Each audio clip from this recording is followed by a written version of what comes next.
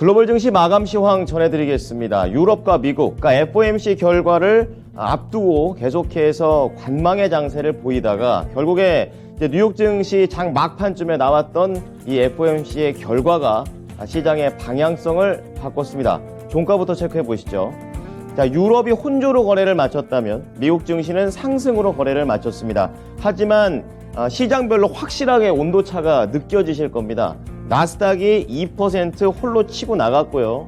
그리고 다우지수는 강보합 정도로 장 막판에 계속해서 FOMC를 해석하면서 조금 오르면서 거래를 마쳤습니다. 아무래도 금리 인상이라는 게 기술주에게 가장 직접적인 영향을 주다 보니까 이러한 부분들이 나스닥으로 표출이 됐습니다. 다우지수가 34,000선 계속 유지하고요. S&P 500도 이제 4,000선에서 4,100선까지 올라갑니다. 나스닥의 힘이겠죠. 자, 그리고 기술주인 나스닥은 11,800포인트, 거의 12,000선 근처까지 회복한 흐름 나와줬습니다. 자, 이어서 섹터와 업종별 흐름인데요. 섹터 평균 어제 1.2% 올랐고 간밤에 1% 올랐습니다. 어제는 골고루 올랐다면 간밤에는 특정 섹터만 올랐다라고 보시는 게 차이점인데요. IT 그리고 경기소비재, 이 경기소비재 안에는 또 성장주인 테슬라 들어가 있고요. 서비스, 여기에서도 OTT, 스트리밍 관련된 기술주가 포함되어 있습니다. 그러니까 기술주가 포함된 세 가지 섹터가 시장을 아주 강하게 견인을 했다라고 보시면 되겠고, 나머지는 뭐 고만고만하게 실적에 따라서 움직였습니다. 그런 가운데 에너지가 상대적으로 좀 많이 밀렸는데요.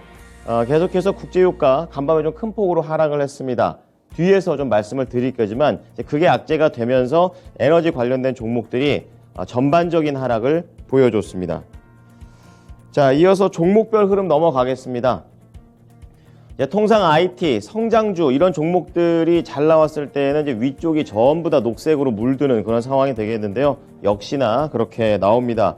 물론 이제 빅테크가 최근에 경기 침체를 대응하기 위해서 해고를 하는 게 약간 좀 문화로 자리 잡고 있는 흐름입니다.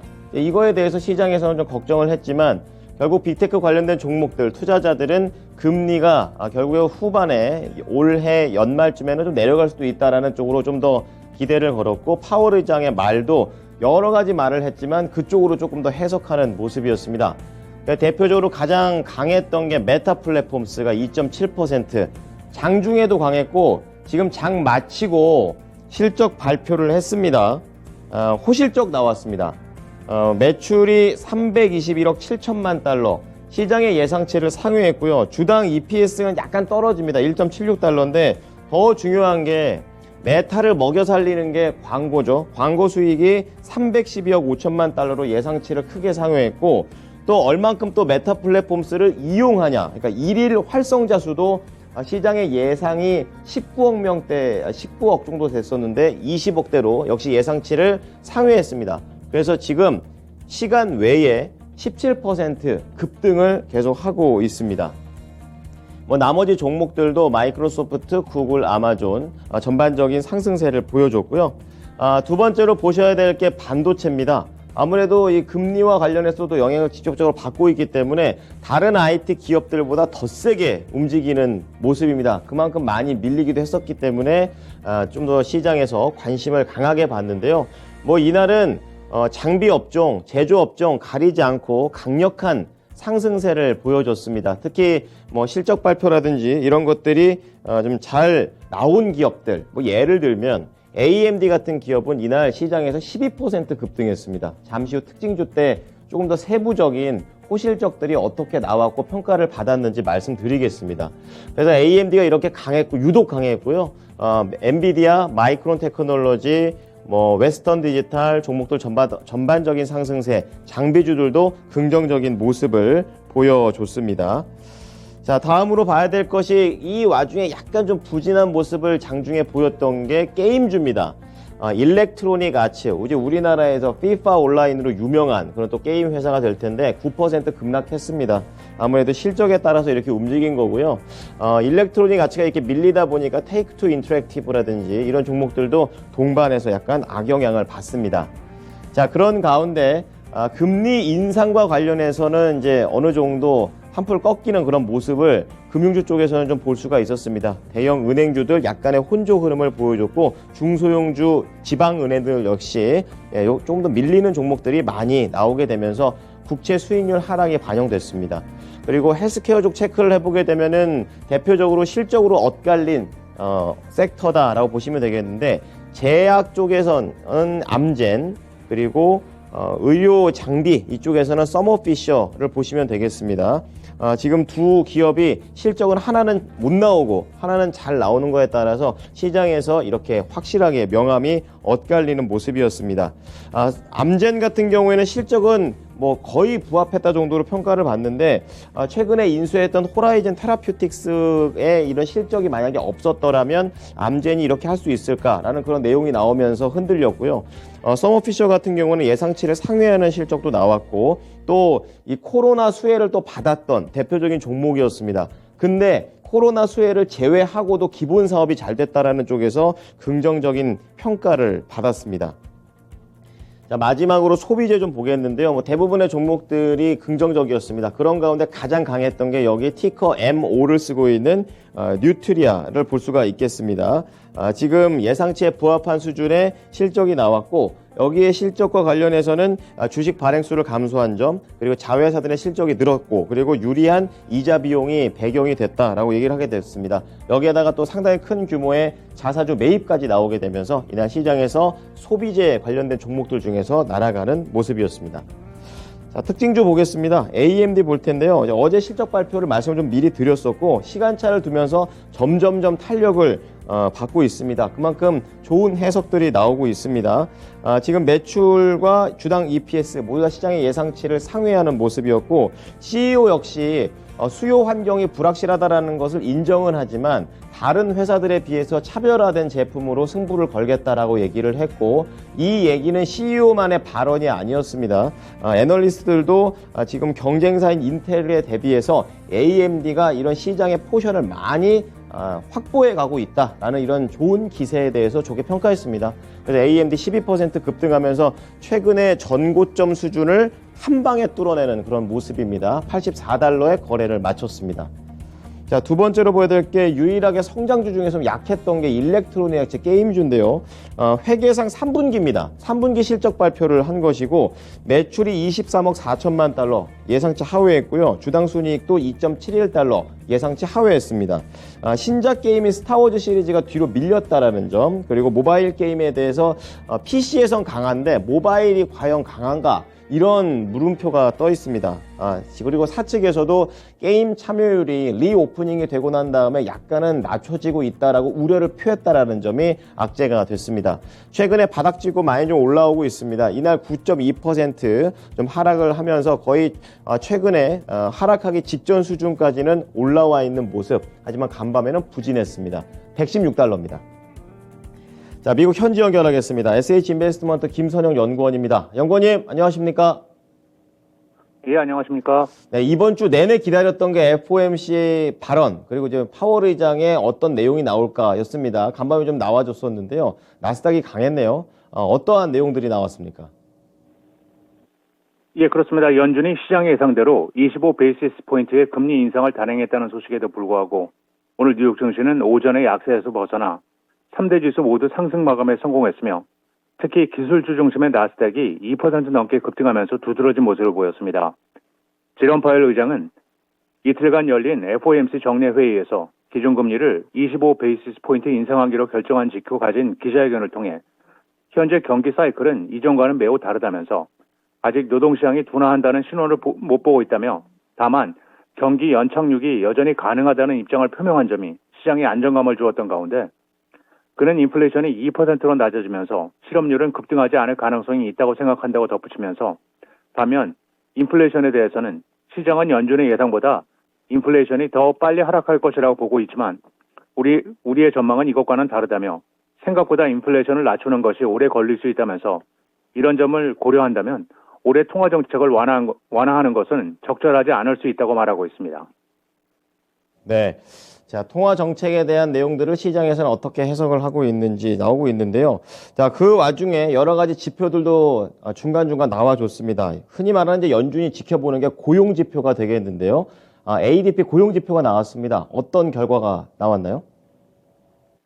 예, 그렇습니다. 미국의 1월 중 민간 부분 고용이 기상 악화의 영향으로 예상보다 적은 10만 6천 개가 증가하는 데 그친 것으로 나타났습니다.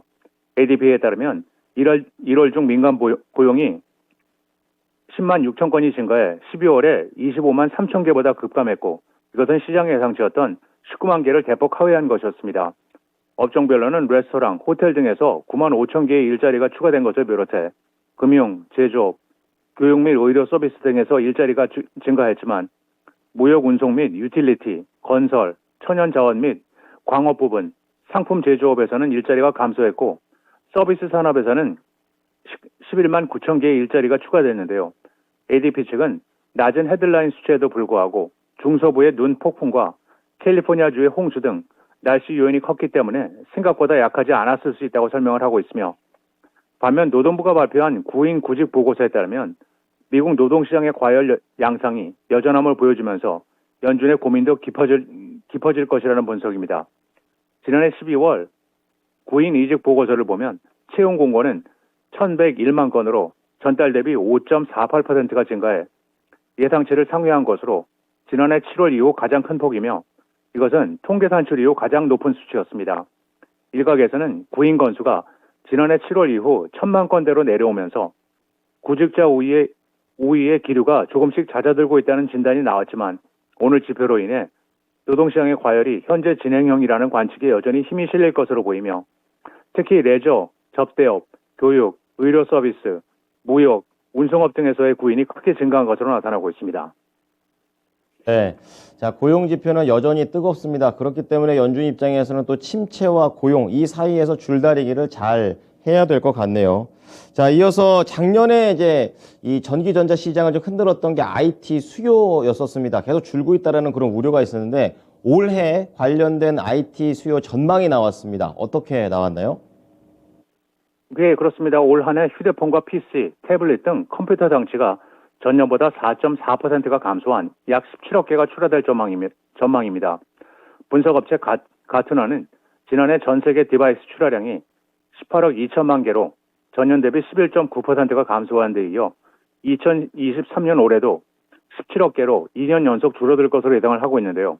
가트너 측은 PC 출하량은 2022년 16% 감소에 이어 올해도 6.8%가 감소한 2억 6,700만 대를 기록할 것으로 예상했고 휴대폰은 지난해 11% 감소에 이어 올해에는 4%가 줄어든 13억 4천만 대가 출하될 것으로 예측하고 있으며 태블릿은 작년에 12% 감소에 이어 올해에는 2.9%가 감소한 1억 3,300만 대로 예상하면서 실제 디바이스에 대한 최종 사용자 지출은 전년 대비 약 5.1%가 줄어들 것으로 예상하면서 침체된 시장 상황으로 인해 올해 내내 기기 수요는 위축 상태를 지속할 것이라고 전망하고 있습니다.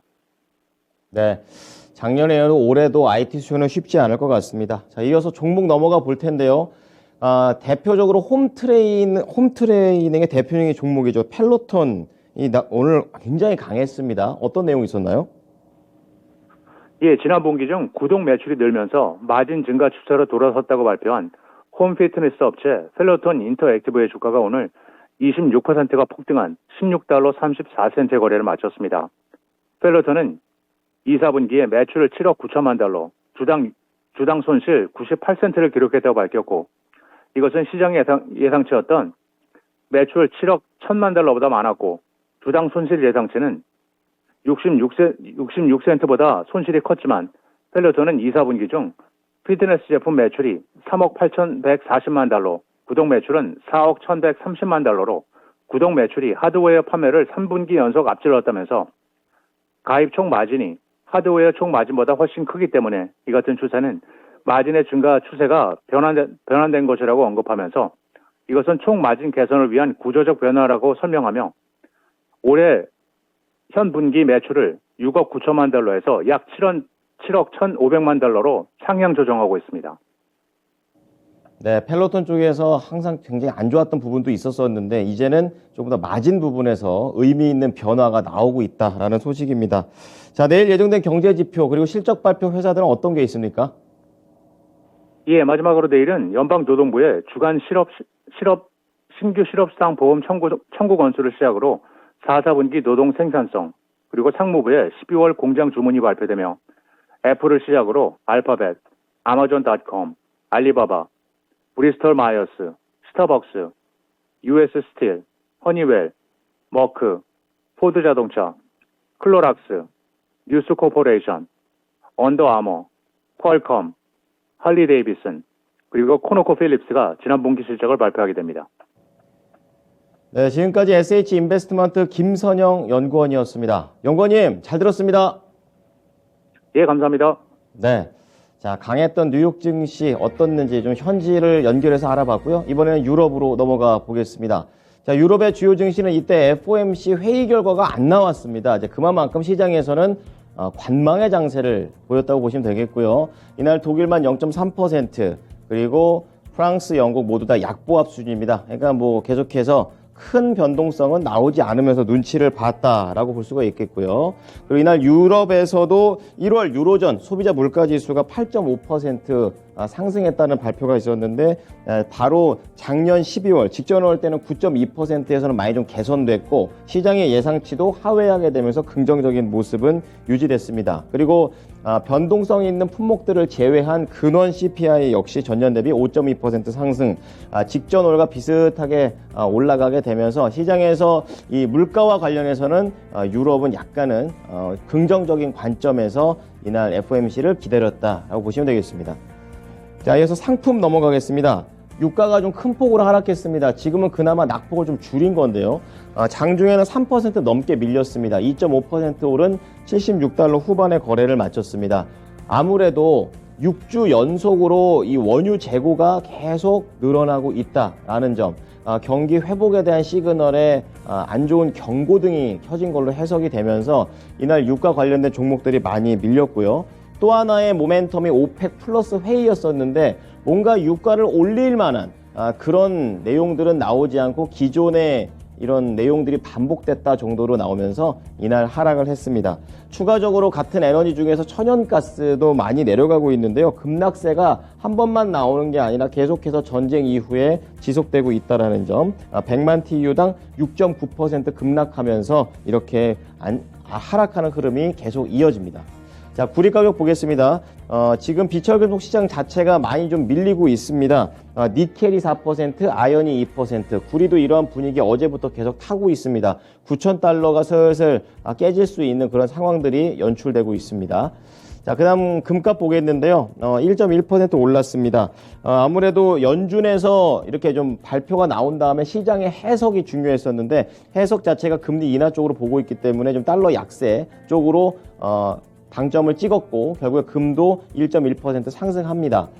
그리고 10년물 국채금리 수익률 많이 내려갔죠. 12.7bp 하락하면서 매파 연준과는 좀 다른 움직임으로 지금 시장에서는 해석하고 있습니다.